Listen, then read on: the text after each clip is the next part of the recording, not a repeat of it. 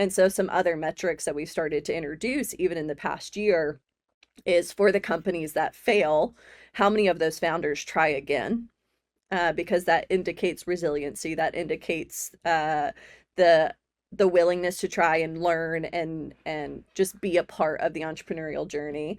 And then how many of them that do exit start to reinvest into future Lighthouse companies. And we already have 4 alums who have started to move money back into current Lighthouse and future Lighthouse companies. Like, that's a big full circle moment for us. So last week's guest recommended that Rick Rubin book. Oh yeah. I read about physically reading. Last week's guest, Nate Leahy. I didn't ask him how to pronounce his last name. Typical journalist in me. He said this is the line that got me when he said he read the Rick Rubin creative book once a month for a year last year. I was like, this cat read a book for 12 months, 12 times in a year. That's ridiculous. Went to the beach on Sunday. I was talking about this. I read like 107 pages that day. And I've read maybe 40 cents. Very interesting book. Yeah. Like I said, about my thought was you have to be in the right mindset, because some of the stuff is, it can be out there, but some of the stuff resonates really well. Yeah. I like little tangent books like that because I'm squirrely. Yeah. So it's good for a nutbag like me. I like that. So kudos to the rest to that recommendation. What's on your mind, Tim? Well, right now, I'm like shivering because like we had like false spring, and we're back to like winter, and so I woke up this morning because I'm like fighting. I'm like, I can't have the heat on in the house because it's like the middle of April. So I wake up and I just look to see what the temperature was in the house, and 58 degrees, but I'm still holding strong and not turning on the heat, man. It just, we'll see. Well, if it makes you feel better, AC one day, heat the next day, AC one day, heat the next day. Right. Sure, it's like this every year. I was trying to do what you did, but I shivered too much, and 7 layers was too much, and I couldn't handle it.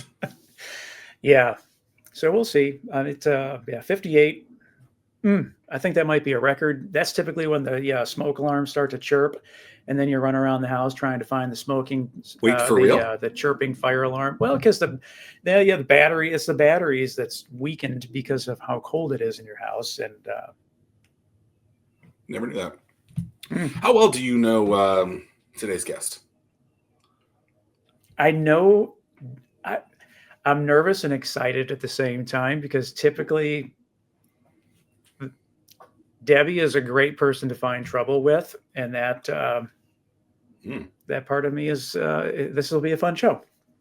Okay, allegedly, this is what I've just been told, that Debbie and I met briefly at the Startup World Cup back in August. I don't remember that. So was this like? Dude, there was so much going on. That was a wild day. That was pretty high stress on a lot of different levels.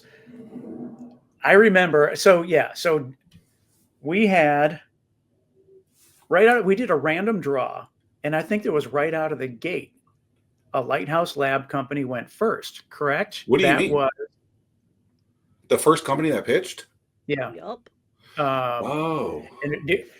And tech was, as we remember, tech was bananas at the time. Debbie sent me a text saying they were cut short. And I'm like, dude, I don't even like, what can I do at this point? Wait, so we're blaming the clock now? Yeah. Well, absolutely. I think what happened was a minute of their pitch. Well, maybe it should have been a 3-minute pitch. I don't know, but that was a really stressful. There was all kinds of emotion going on that. You know how maybe you don't know this, but like WWE does these things for WrestleMania where they call it like 24, and they do like the full 24 hours of the whole cycle, so you see the behind the scenes stuff. Like the chaos and something like that is ridiculous, but it was somewhat like that backstage for us because during the politicians talking, we could hear that nonsense. But as soon as they were ended, for some reason they turned that off, so we couldn't hear a damn thing. in the backstage. So we don't know that anything's going on. So we're having conversations like, okay, this is what we need to do next, yada, yada, yada. This is where we are, talking to other people. We were trying to communicate with our team in different parts of the room. That I will say, I'll just say that 60 seconds missed out. That sucks. Oops. We've had a lot of fun. But the thing that I appreciate the most about Debbie is that she is a founder. She really is a founders first, has the founders back person, and she will speak her mind and let anyone know if she feels that the founder is getting screwed over. So from that aspect, I love that. That is my type of person. It's more fun And so that's why I'm a little not funny nervous about this show, because there's no telling where this show could go today. We haven't even let her talk yet. Is that accurate though, Debbie? I mean, you truly care. You are the mama bear for the founders that you work with. 1000%. Yeah.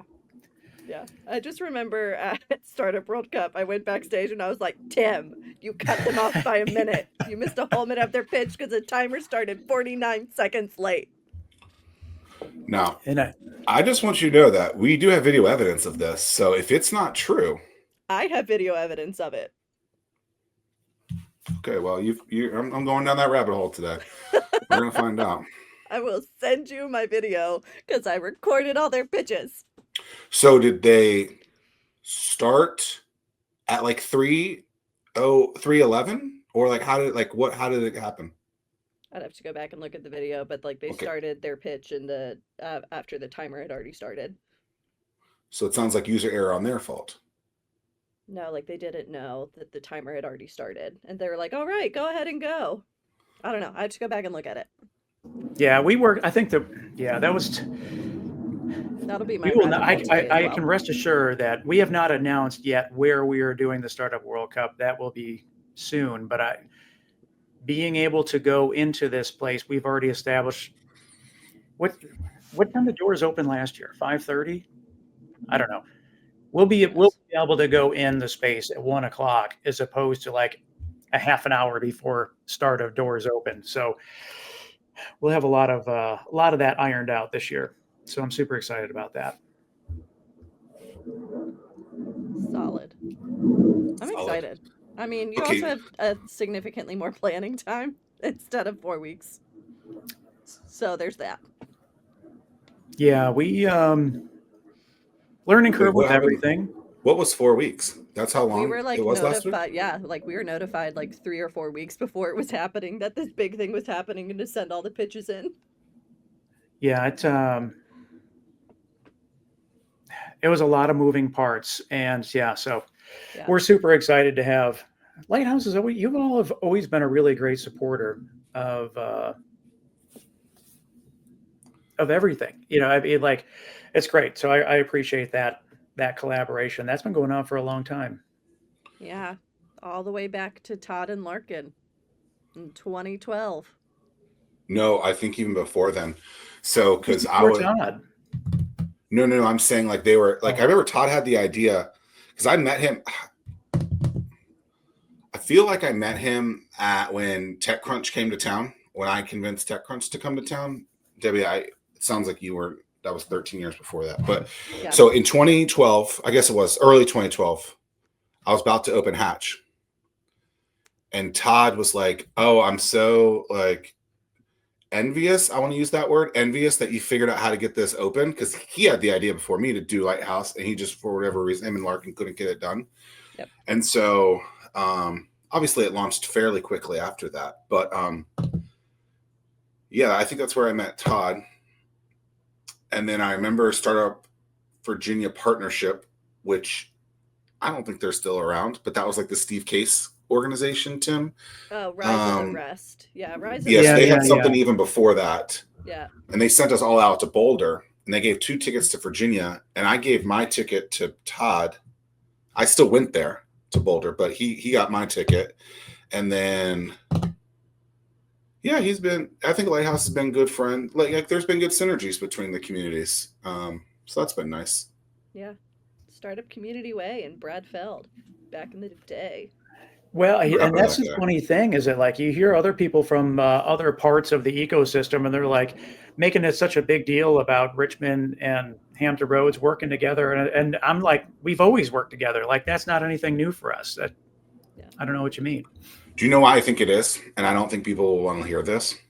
Is that because I think in some capacities, startup communities are the new economic development, and you're getting people who are in governmenty jobs, and they're not on the ground level, ground grassroots style. And I think because a lot of the people on these two organizations are very like bottom of the totem pole, people putting in the cement into the foundation.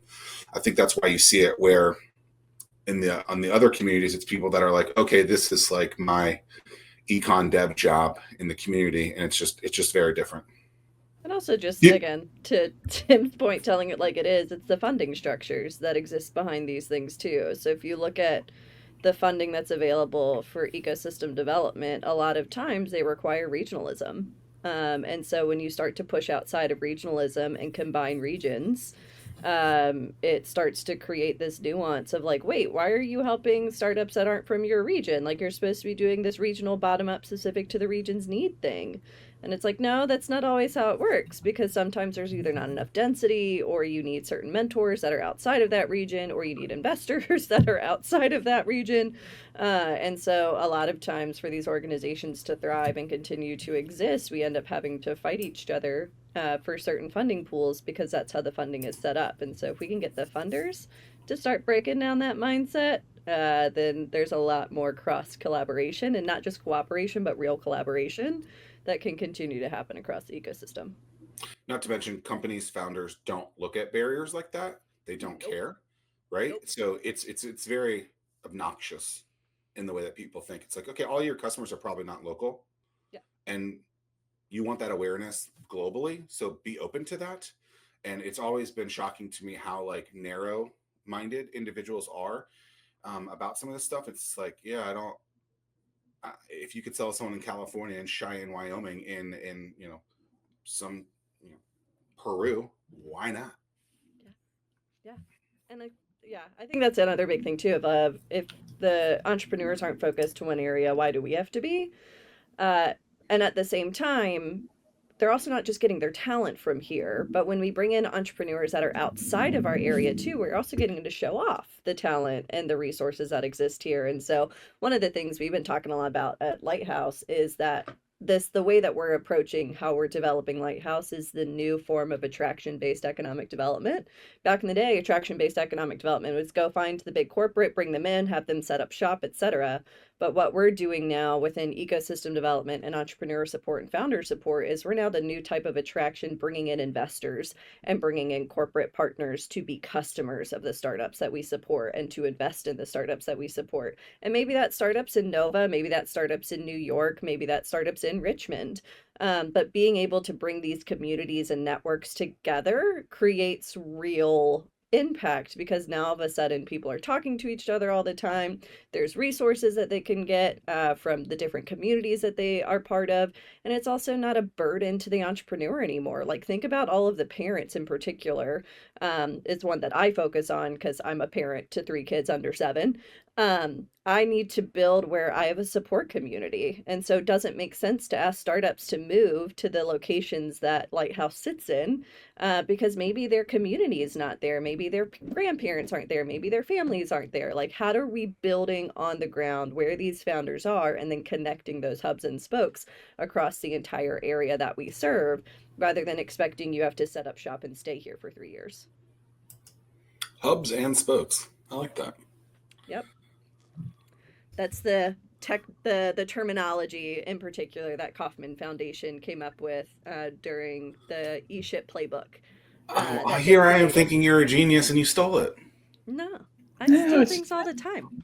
like it's like Yeah, the airline model as well.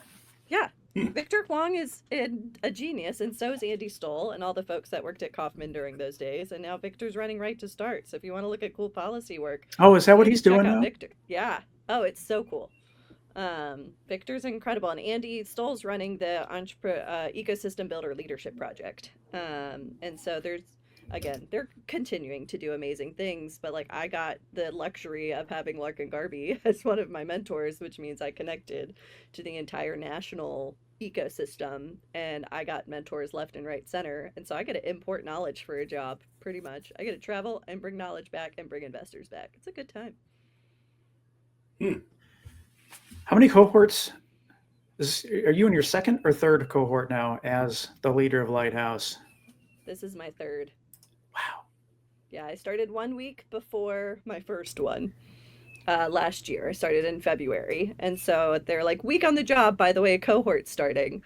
And then we went immediately into recruitment right after that. And then I got to be a big part of that second cohort. So that was batch 17. And then obviously we've got batch 18 running right now, which will change names soon. But our founders of 2025 are looking pretty good so far. But yeah, three rounds already.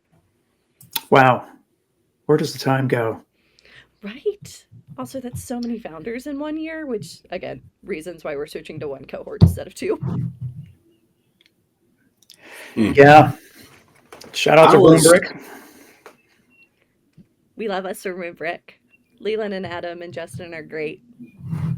Yeah, they're in the office next to mine, and I mean the momentum is on their side right now. They have got a lot of things that are going, and I don't know if you had a chance to check out the micro doc that the video that we did with featuring them, but I thought it turned out great. And yeah, they sent it to us in our Lighthouse Batch 18 group chat, so we could all check it out. Nice. But you haven't watched it yet. I watched the first 7 minutes, and then I got ADHD and distracted. Okay.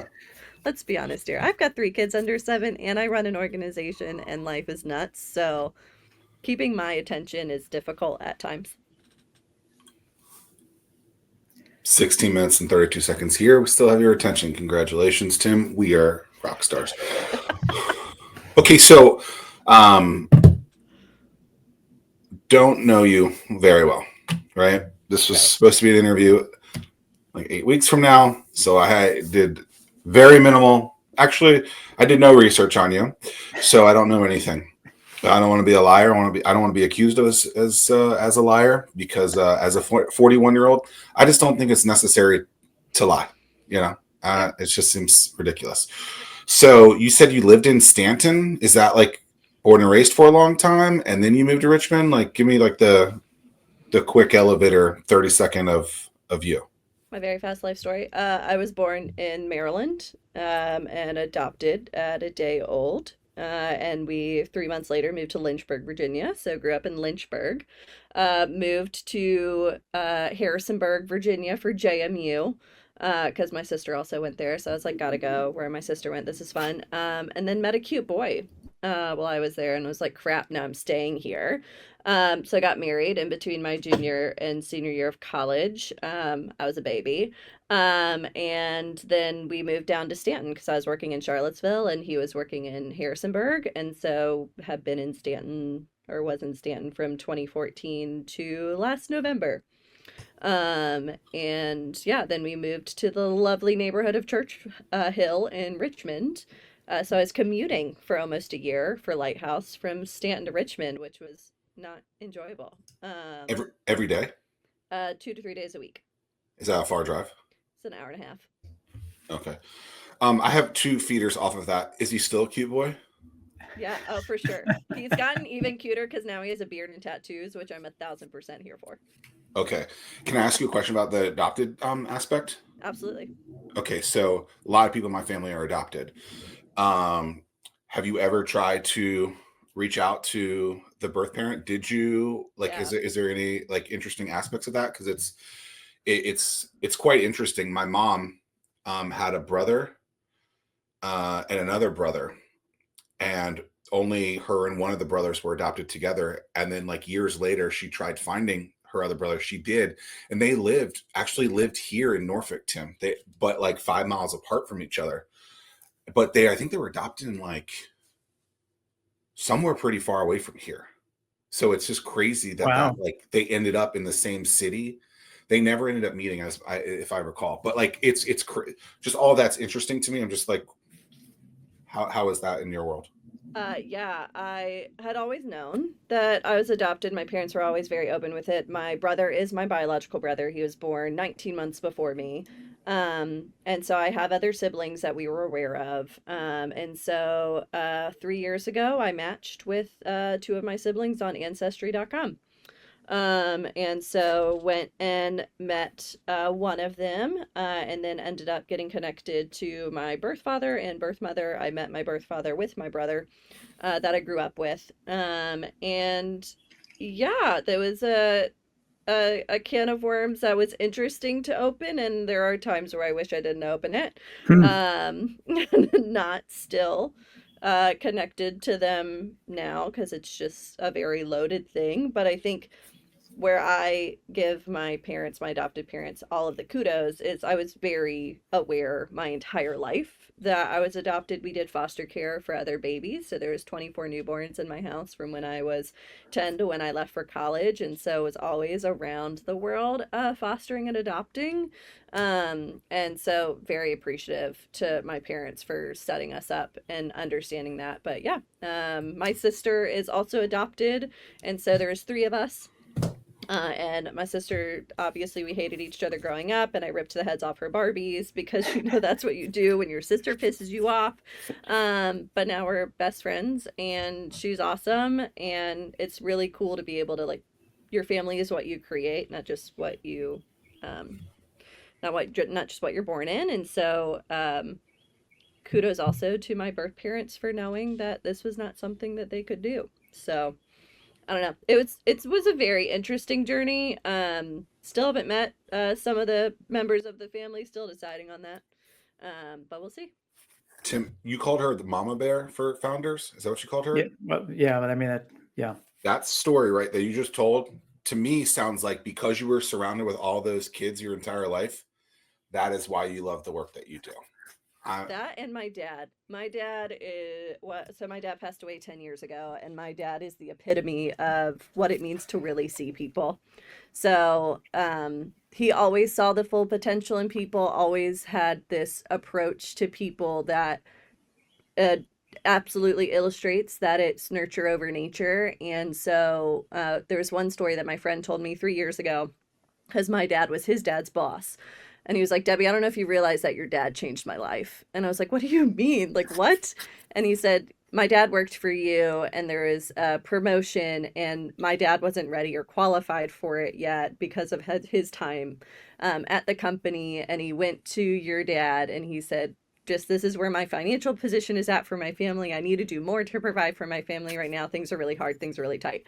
And my dad looked at me, he was like, no, I see the potential. We're doing it. Like, let's go ahead and go for it. And my dad took a shot on him, ended up being able to like do this development of him as a person, and changed my friend's financial position for his family, from middle school and on. And so it's like, those are the moments where I saw my dad, even without noticing that I was seeing that in my dad, like just watching how he treated people and how authentic and how just like all open he was to seeing who they could be and helping them drive towards that and being very honest with them. There's a lot of conversations with my dad growing up of like, obviously the whole thing, I'm not mad, I'm disappointed, but he would expand on it, on like why he was disappointed. And I knew that there was so much more in you, and like you didn't let yourself fully experience everything that you could be in that moment. You like you took the easy way out.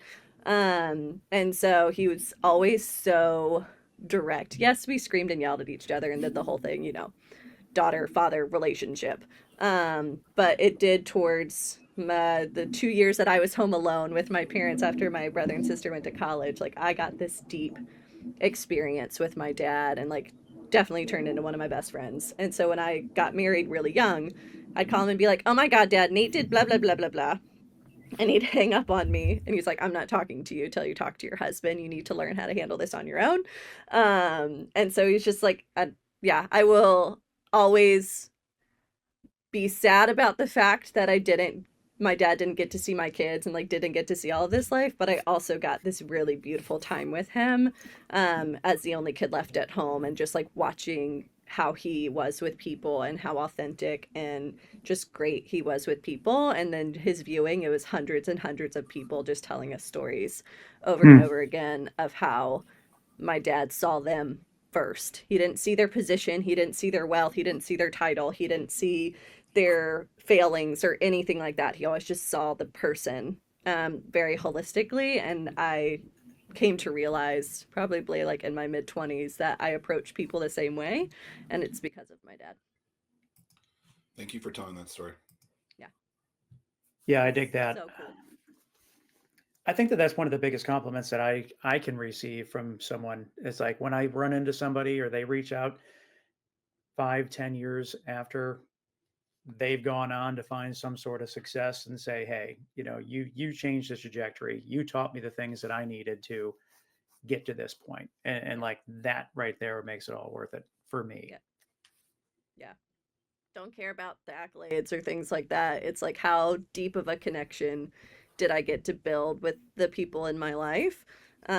Obviously, also exasperated by I've struggled with a lot of loss in my life in terms of friends who have passed away. And so, from when I was a sophomore in high school to a sophomore in college, 17 of my friends and family members passed away.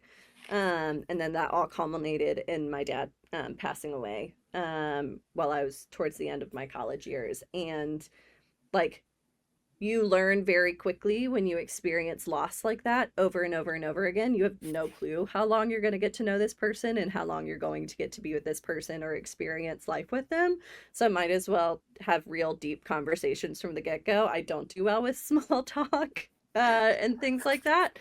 And so that's the other reason why it's so fun to work with founders, because a lot of times founders are also trying to cut through that crap pretty quick and just like really talk about what it means to be a founder, the struggles that come with it, the excitement that comes with it, the emotional roller coaster that comes with it, the indecision and decision that comes with it. And so it's a type of person that I have found with founders in particular that crave that deep human connection. And so it's a good fit for me and my career, because that's how I live life. So it's been very emotionally and mentally fulfilling and draining all at the Yeah. same time. Well, how do you work? How do you when I started the incubator in Greater Williamsburg, one of the things that I was really, really challenging for me was I wanted their success more than they wanted it.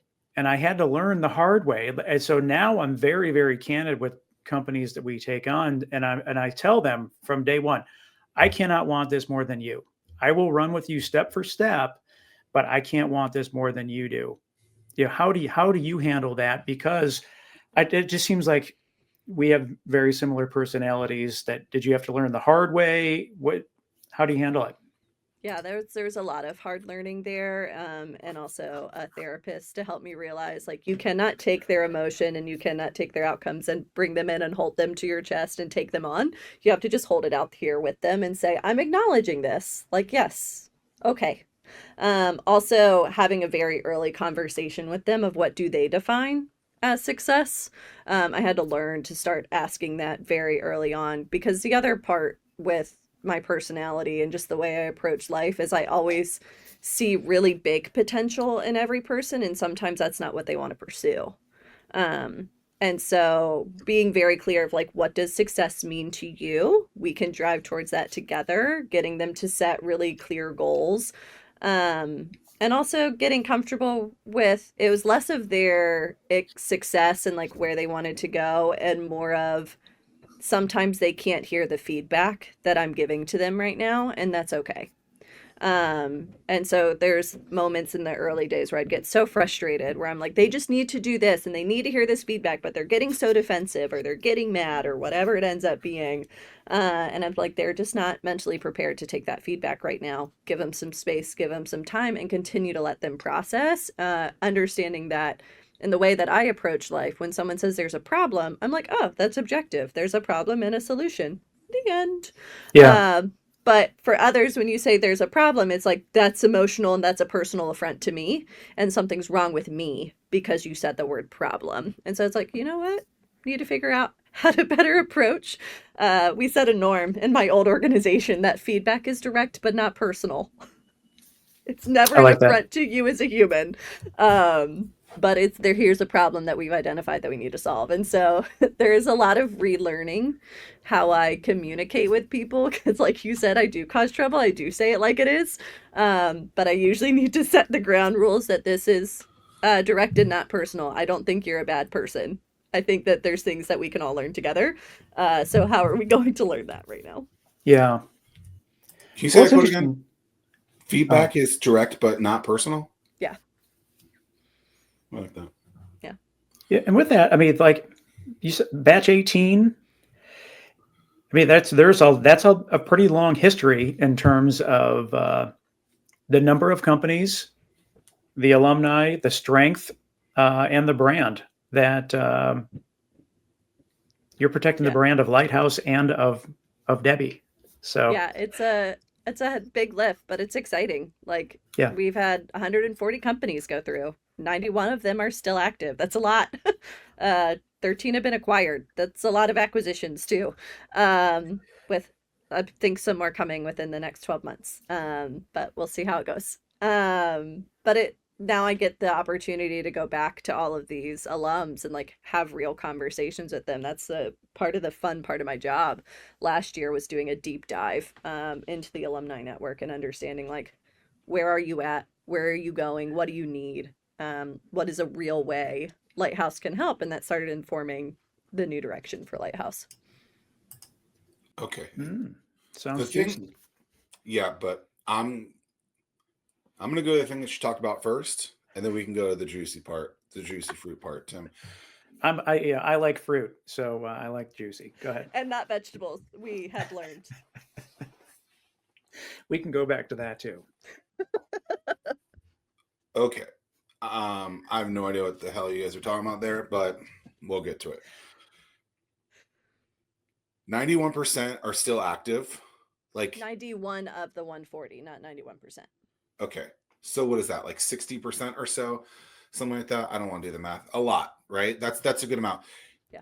Is that like they still have their business license? I'm not trying to be a Debbie Downer here, but like I'm just like, yeah, I think that's a very big number, right? And so it's like, is that just like, okay, they have their business license, they're still very active, like, because that's pretty impressive because you see all of these accelerators across the country and you see a lot of companies that, accelerate, jump, and they go from thing to thing to thing. And it just seems like they're just throwing through companies, and for you guys to still have that many, 65. that, see, I was close. Yeah, I'd you're like to pretty think spot my on. Well, LLC 65%, considering that 80 to 90% are of a failure rate, is that's right.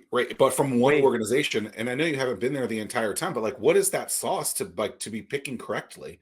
Because I can think of the 13 hatch companies that we invested in. I mean, I think one is still probably active, right? And there was 3 acquisitions, I guess you could say, in there, and that's 2 companies once and then another company. But like, that's pretty crazy that a company that started basically the same time as Hatch has seen so much more success. Now, I think they're slightly different organizations, but like, what is the reason why? What's the sauce behind that? Uh, I will forever believe that a big part of it is in the mentor network that was built by Todd and Larkin and then the organization over the past 13 years. We like started really digging into the data more in the past year, and it's 60 of those companies of the 140 have raised more than $500,000, which is a pretty big number. And so the majority of the ones that are active, of that 91, 60 of them have raised more than 500,000. And like, okay, there's something here. And so for the ones that go on to have success, again, it's also an indicator of that company of what they define as success. So are they all venture backable companies? No, that's unrealistic. Like it's 3 to 5% of companies are venture backable, but a lot of these companies who have raised funds are going on to become profitable and sustainable and revenue generating businesses. So the majority of those companies, outside of some of our ones that are med device and FDA approval is required, are generating revenue with several of them getting to the point where they're over 500,000 in annual recurring revenue. We ran the numbers not long ago that 22 of the companies in the Lighthouse Network have gotten to more than 1 million ARR, which is huge. Like, it is a huge lift to get up to 1 million ARR to begin with, but to be able to get 22 of them there. And it's not just in our mentors, it's in how the mentors trained the founders, because we don't have a ton of interaction with alums from Lighthouse once they exit the program. And so there's something within that program that taught the resiliency and how to ask questions and how to build the foundation that they need to continue moving their companies forward. And so it's a lot of Lighthouse has always had the tagline of investing in the lives of founders. We've always cared significantly more about the skill set of the founder than just the outcomes of the business.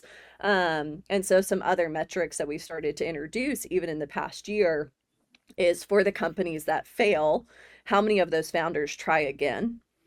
Because that indicates resiliency, that indicates the willingness to try and learn and just be a part of the entrepreneurial journey. And then how many of them that do exit start to reinvest into future Lighthouse companies. And we already have 4 alums who have started to move money back into current Lighthouse and future Lighthouse companies. Like, that's a big full circle moment for That's us. what it's all about.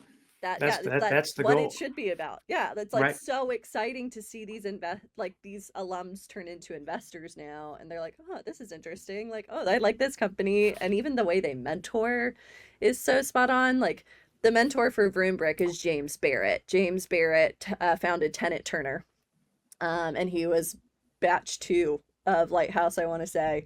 And then right after Lighthouse ended up getting into Y Combinator as well. And James is on our board now and is super involved with Lighthouse and is also mentoring VroomBrick, which ended up being the perfect match, because he was considering B2C and then moving B2B, and VroomBrick's looking at some other opportunities within what they're looking at. And so that really robust full circular moment is really, really, really important to the success of organizations like Lighthouse. So it's been really exciting to dig back in to the alumni network and be like, where are you now and how do you want to engage? And if so, if you need help, what does that help need to look like? And I'm sure that help forms how you interview prospective companies for future batches as well. Yeah, coachability is a big thing that we look at. And we also look at just overall, like, we ask the question, how do you think Lighthouse can help you? And so we're really looking for them to say, these are the type of connections that they're looking for. This is the type of the community that they're hoping to be a part of. Founders who are ready to push themselves as people, and be able to take feedback. And yes, there are times during cohort in particular where a founder will get pissed off at me or our mentors because of how much feedback they're getting over the 12 weeks. But at the end of the day, those founders still come back around after those conversations and say, I'm hearing what you're saying. I can take that feedback. And they're also strong enough to know that's not feedback that I'm going to take, but here's my reason why. Rather than just like getting defensive and shutting everything down, they're like, I am picking this decision because this is what I've researched, this is what I know, and this is where I want to go. And then they're still going to be open to feedback in other areas too. So you're building that confidence within the founder, rather than just like they have to take every piece of advice they get from a mentor, because then they have everyone else running their company for them, rather than teaching them how to make those decisions and drive that forward. And so you're building better founders. And so then the investors that we partner with that are like, we want your deal flow, it's because they know our founders are well-vetted founders. Well, the feedback is direct, but not personal is what I take out of that, right? Precisely. Like, we love This you. We is, swear we do. would you say building better founders? Yeah. We'll see if that turns out to be the title of this show afterwards. I don't know. I haven't decided yet. Okay. Well, we'll bounce not it ready off for the the- robots. I'm not ready to get to the juicy part, but what about fruit and veggies? What did I miss? I was diagnosed with ADHD a little over 2 years ago now. And so there's a lot of things that make sense in my life now. But one of the things you're talking about, and this is not proven, so no one come at me. But there's also this thing called being a super taster, and it's not because I am better than everyone at tasting food. It's because we experience certain flavors way more intensely than others. So like I don't like beer, it's always too bitter. I don't like vegetables, they taste like dirt. um, so there's like these certain things where it just throws us off or it's overwhelming or whatever. So Tim and I were at a dinner, and I noticed that he didn't eat the vegetables on his plate and I didn't eat the vegetables on mine. And so then we started talking about how he doesn't like them. And I was like, hold on, I have a theory of ADHD people that we're super tasters because it's very, it Wait a can be second, overwhelming. Yeah, it was You don't the eat most vegetables? unlikely conversation that one No, would this ever is- think this you would is- experience over a dinner. I saw you have lettuce on your sandwich the other day. Lettuce is not No, vegetables. no, I don't know. You didn't. There wasn't lettuce on my sandwich. Name of that? What's the name of that sandwich? I had the Hilltop. I strategically picked the sandwich because I want to make sure that there's not going to be anything on there that I have to pick around. I don't believe you. 100%. Now, granted, I like eat veggies more now because my husband makes really good ones that are covered in other things. So it really, Butter. precisely. So it takes away the health of the Yeah. vegetable. And I'll still do salads because salads are fine. It's like when you put asparagus or green beans or like carrots and whatever in front of me, I'm like, I don't like vegetables. I don't want to eat these. Oven Yeah. roasted turkey, provolone, house dressing on French. I'm wrong. I'm wrong. Yeah, but that led to the fact that as much as we do not like to participate in vegetables, fruit, on the other hand, is something like Primo. we just for example. So Debbie, I not even knowing that you're going to be on the show today, went to Costco on Saturday and got a big thing of grapes. They were gone by Sunday. So then we went to Costco on Sunday to get another big thing of grapes. And Wow. all that to say, 2 things of grapes, 3 cartons of strawberries, a carton of blueberries. They're just going to be gone. Like all that's left is a few blueberries. But yeah, go to town on the fruit. Heck yeah. Wow. Fruit life. Okay. Oh, It is the way. Okay. So what's the juicy aspect? What are we talking about? So what was juicy that you guys were talking about? well, Debbie mentioned that there's a new direction of Lighthouse. So I was just like, that sounds juicy. Oh, yeah, y'all would be getting the scoop on this. We will be officially launching it all with new branding and everything. Oh, wow. In 3 to 4 more weeks. But Lighthouse Labs is now the Lighthouse Network. And there are 3 networks that exist within that, which is the Lighthouse Founders Network, the Lighthouse Mentor Network, and the Lighthouse Investor Network.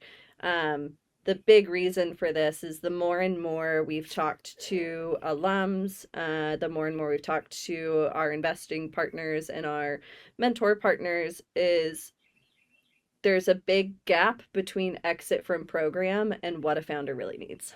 They need ongoing support, and it's not just they need community, but they need additional training, they need additional access. And so without creating that for them, a lot of times they're like, wait, which mentor do I go to and how do I do this? And so there's a lot of floundering that can happen for a founder post any type of program. I mean, you see it happen with national programs, you see it happen with local programs. Like, we don't do a great job as accelerators following up with founders. And so one of the things that we're moving towards is actually dropping some of the accelerator language and leaning more into our founder development program, because that's what we're really here for. We're here for the long-term support of our founders. And so with the network, it'll be 1 cohort a year, which is still traditional acceleration programming.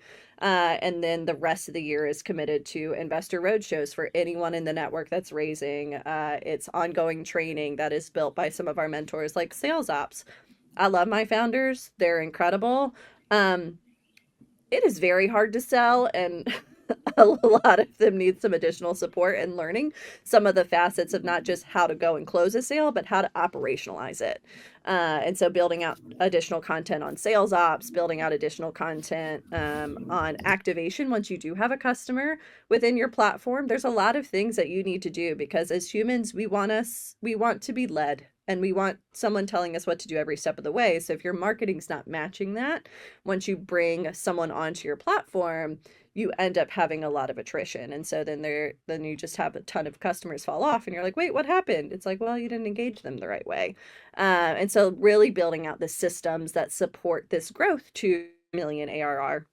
And we have some genius alums within the Lighthouse Network that are going to come back and do some of that training for us, as well as past mentors and current mentors that are helping us to build that content to be able to deliver it. And then we'll also be having a network summit in the fall that brings together any company. It'll be open to any company that's ever gone through Lighthouse to give them additional opportunity to connect. And so this really long-term engagement with our founders, especially on the fundraising support side and operational support side, like, hey, founder, you're beating your head against a wall because now you have a $500,000 ARR company, and that's very different than when you were trying to build to there. And here's culture things you need to worry about as you're bringing on new employees, and things like that. Like those are areas that, as an organization like Lighthouse, we should be filling, and we should be coming alongside those founders for the long term. I like that. This reminds me of no, it's okay. So you don't know this story about me. Tim knows some of it. So started hosting a bunch of like different verticals of meetups. So like entrepreneurs, designers, developers, and then we started this thing called Drinks Downtown. And I was like, oh, all these people are in one place at one time. This seems like there's like this opportunity where these people want to hang out. What happens if we can have them build a company in a weekend? So we did like a startup weekend style thing, but we it wasn't associated with them, but it was called Start Norfolk. And there it was like, okay, there's 3 days. What happens if we can work with these companies longer? Okay, let's start Hatch. We invest in them. We get them for 90 days. And then there it was like, oh, there's more problems. So let's keep doing programming, which became this thing called 1004. And so that evolution, it sounds exactly like what you guys are, you're realizing like, okay, like we're supposed to be here for these 8, 12, however many weeks for a cohort. But it's like, that's not the whole cycle of the business. The cycle of the business, 15, 20 years. And so it's cool that you guys are seeing that and are doing the old switcheroony to really help those companies. And I think that'll be very valuable for your 3 Lighthouse Network thingamajigs. Pillars, if you will. Network. Yeah. Well, yeah. And the thing that I learned as well is like, as much as I like to be the Papa Bear or in Debbie's case, the Mama Bear, it's like the real magic happens when the founders learn from one another. You know, like it shouldn't be us spoon feeding them everything, and then they become dependent, and that's not scalable. So it's like when you can find that magic and they learn from one another, that is super key.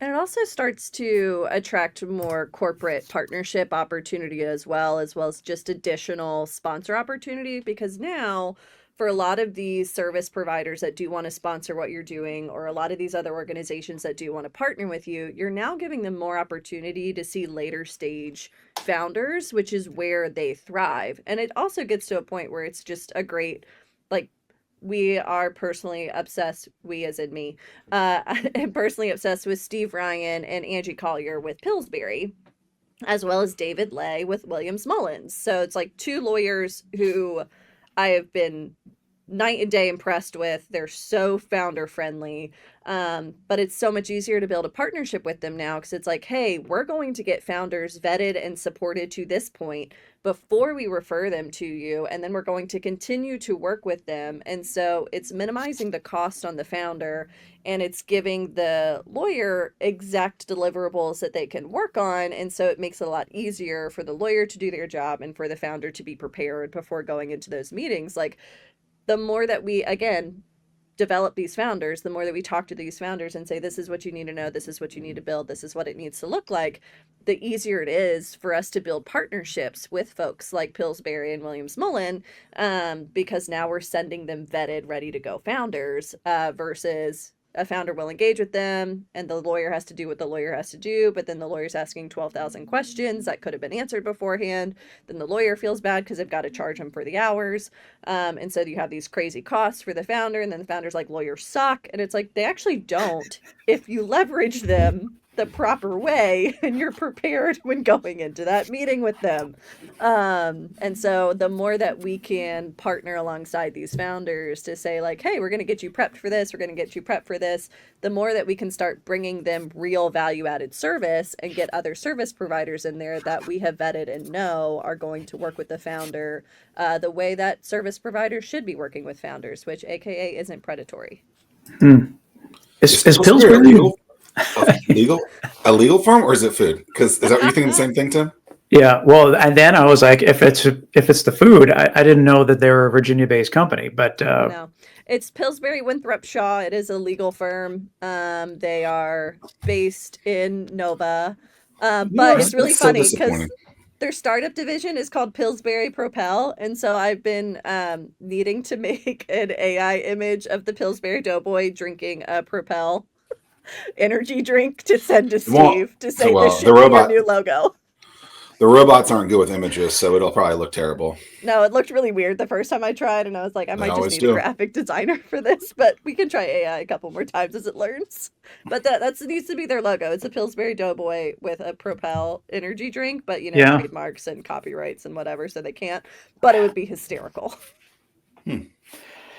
Yeah, because I was like, boy, I had no idea. Well, Mars is Mars from Richmond? Yes. Or is it just Virginia? Okay. Yeah, right outside of Richmond.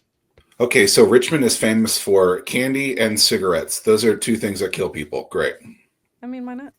How many, not to put you on the spot, and I should have done the research, but how many Fortune 500 companies are around the Richmond area? We have 11 Fortune 1000s. Okay, 11. Yeah. Yeah, that's nice to have that kind of, and especially if you can shape the culture for them to adopt early stage. Yeah, that's a nice foundation to build off of. Yeah, if everything were rainbows, roses, and unicorns, we would have a program similar to Engage. So there's an Engage program based out of Atlanta, Georgia, with Tech Square Capital. Jason Kuo is the one currently running it. I got the amazing chance to meet him during Venture Atlanta. And so founders, if you're ever looking for a good big investor conference to go to for connections, Venture Atlanta is one of them. And so what Engage does is they got 17 corporate LPs into a fund, and then those corporates not only invest in the companies that go through the program, but they create a contract for an early customer with those companies as well. So now we're talking about revenue generation and capital, because that's where programs like Lighthouse should live, is in customer and capital, not just acceleration. We should be doing this ongoing support of helping them identify corporate customer, enterprise customer, whatever it is, or helping them with customer acquisition and retention after that. There's so many things that we can do on helping these founders build these companies that isn't just helping them raise capital. So with that, I'm curious,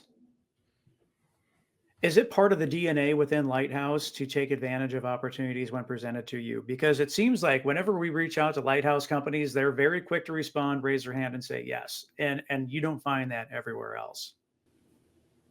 Yeah, we're constantly telling them for certain opportunities, we're teaching them what is and isn't a good opportunity.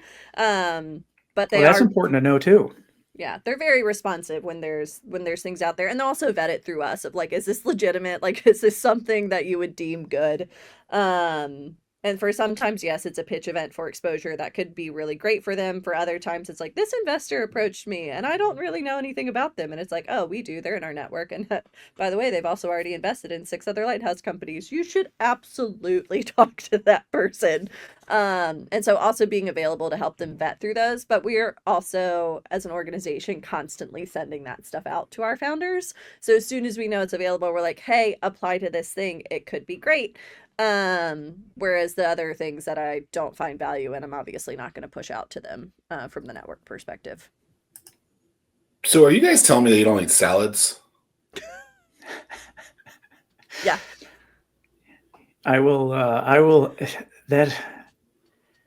that's what's super funny. So like, man, No. deep secrets of the life of Tim. So yeah, if I'm at a dinner, like if I'm at like an evening dinner, especially when Terry is next to me, she'll like eat her salad. Then we do the switcheroo of the plates so that I have an empty plate in front of me, and then she'll have yeah. That's been going Every on time. for. I do that to my husband all the time. I've known you for 15 years. Yeah. And I'm observant.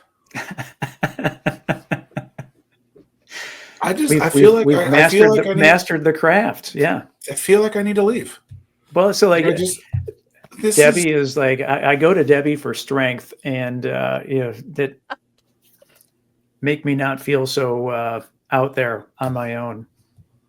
You need my superpower that my dad taught me of being able to really see people and like know all of the fun parts about them. I have never been so disappointed in my life. I mean, this is just kidding. Okay, is there anything we haven't talked about that you want to talk about? No, I think it's exciting to be able to engage on things like this because for Lighthouse in particular, we're not focused on just Richmond. We're focused on everywhere, with some of our like key opportunities being in Nova and other parts of the Commonwealth and Hampton Roads, and also in some states that surround us. And so it's really fun to go outside and talk to other people outside of Richmond because it's like, hey, there's really cool things and we can partner and we can do collaborations and not just cooperation. And so it's just, yeah, it's really fun to link up with you guys again. I mean, I talk to Tim all the time, let's be honest. But you know, I get to meet you now, and well, that's news to me too. For 2 seconds. I mean, we got Tim and you guys talking all the time. You guys don't eat salads. I guess mostly because Tim is part of the Virginia Accelerator Network, so it's more of like Tim and I and several other folks from across the state are constantly talking to each other because we all run organizations like this, and it's all a headache and all a win and all everything in between. So it's like I need my peers, just like founders need their peers, to be like, what is life and why is this so hard? Right. After that, what? Now that you're new to Richmond, the Richmond area, what has then become your go-to place to grab a bite to eat? And then on the flip side, now that you're out of Staunton, what is the one place in Staunton that you miss that you would just love to jump in the car and visit again? All right, so for Richmond side, I live in Churchill, and so there are a couple spots in Churchill that I absolutely love. Obviously, Union Market, and there's a place called Carlos, which is very close to my house because they have good cheap nachos, and so I can pick those up really quick to feed my children. We don't go out very much because I have a 7, 4, and 2-year-old, which means we are that family that everyone gives a side eye to. Well, and like restaurant. Going through that, we would purposely pick the loudest restaurants to go to so that way they're drowned out and we wouldn't get the side eye. Yeah, because we're not going to be going to nice restaurants right now because I have little kids. Also, outdoor dining is prime. Anywhere there's outdoor dining, we're absolutely here for it because my kids can be nuts. So there's a lot of spots, but obviously I am doing this podcast right now from the podcast room at Common House in Richmond, and they have a built-in restaurant and bar. So I end up eating here a lot because I work here every day or most days. But but I love a lot of spots in Jackson Ward in Richmond as well, because that's where my office is located. So it's just been fun. I get to explore a lot. We've only been here since November, which means I haven't gotten to do a lot of the outdoor dining scene yet. So looking forward to that more. In terms of Stanton, it ended up closing, and so I guess I'm glad, because then I would be jealous that it's not near me anymore. There is this amazing restaurant called Aioli, and it was Mediterranean, and they had this duck over a blackberry reduction risotto that was to die for. But he retired. Yay for them. And so there's a new restaurant there that's by the local chop house. And so we haven't tried it yet. But yeah, definitely Aioli was my go-to spot, and then my drink spot was the Green Room, which was a blast and a half. Benjamin and Lauren built a really cool spot with that. But I don't know. I still appreciate a lot about the Shenandoah Valley, but I am very happy I'm in Richmond now. Yeah. So if there was lettuce and tomatoes on your nachos, would you tell them to like put them on the side? Like, how would you handle that? No. I eat that. That's fine. It's like, for me, it's not the same as Tim. For me, it's like if you put a beautiful steak and potatoes and then like green beans on the side, I'm not going to eat the green beans or the asparagus or like the roasted winter vegetables, squash stuff. Like I will, if it's made with a lot of like maple and other stuff great on it, like roasted Brussels sprouts in a certain way. But yeah, like you put like tomatoes and avocados Preach. and everything on top of nachos, whatever, that's fine. Okay. Yeah. Well said. Well said. I've been doing this, but I'm gonna do this now because I like this is not okay. Like, y'all are missing out. It's fine. Y'all can live your lives however you want. It's I okay. still eat delicious food all the time, so I'm good. I literally had lunch with Mr. Ryan on Monday.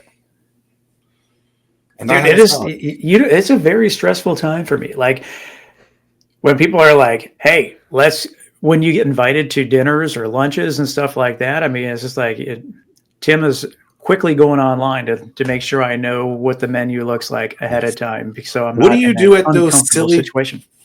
What do you do at those silly Chamber of Commerce meals where it's a salad with chicken on top? You just eat the chicken? Pretty much. And I will thank goodness for ranch dressing, right? I mean, it's just, you can drown it with ranch and, eat enough to be polite. Precisely. This is not the South where you always have to clear your plate anymore. Thankfully, we've gotten rid of some of that. I do not force my children to eat everything off their plate anymore. I have no words. I'm done with this conversation. I'm just.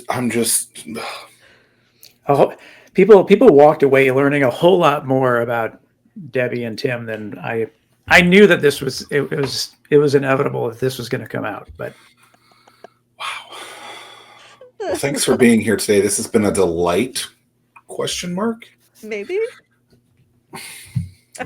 For those of you who cannot see my sarcasm, that was being sarcastic for the last 62 minutes. Just want to make sure you guys know that, I've only been canceled 3 times. Can't have a 4th. 3rd time's not the charm, apparently. Guess we'll find out. Final words, Mr. Ryan? Non-salad eater? I'm afraid to say any more. I've done enough. I've said enough. Yeah. No, but Debbie, seriously, thank you for all that you do. And you are such a great person to collaborate with. And Lighthouse has always been top tier. And it continues to go in that trajectory. So thank you. I look forward to many, many more future partnerships and collaborations with you. And really thank you for all that you do for Richmond and most importantly, the founders. That's what matters most. So thank you for all that you do. Always a pleasure. Fun to talk with you guys. Thanks for watching. Have a great day. Toodles. What a close.